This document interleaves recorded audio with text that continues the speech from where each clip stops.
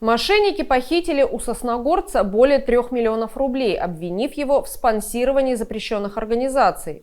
У сыктывкарки выманили 460 тысяч рублей под предлогом продления договора сим-карты. Житель Усть-Вымского района заплатил аферистам за проезд автобусным рейсом более 140 тысяч рублей. Дважды по одной схеме обманут интинец. Несостоявшийся игрок на бирже за разблокировку брокерского счета заплатил мошенникам 111 тысяч рублей, сообщает пресс-служба МВД по Коми.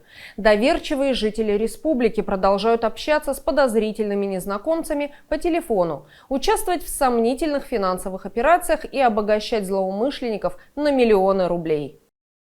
В дежурную часть ОМВД России Интинский обратился 38-летний мастер по техническому обслуживанию средств связи. Он снова попался на удочку мошенников, несмотря на то, что уже сталкивался с подобной схемой обмана. Мужчина пояснил, что ему позвонил с неизвестного номера якобы юрист и убедил в своей компетентности по разблокировке брокерского счета с целью дальнейшего его использования. Получив от своей жертвы 111 тысяч рублей в качестве оплаты за свои услуги, злоумышленник перестал выходить на связь. По данному факту следователям возбуждено уголовное дело по признакам преступления, предусмотренного частью 2 статьи 159 «Мошенничество». МВД по Республике Коми предупреждает, если вам обещают высокий процент доходов и уверяют, что финансовые риски отсутствуют, лучше воздержитесь от вложений. Скорее всего, это мошенники. Вывести инвестиции из такой схемы невозможно. Будьте бдительны.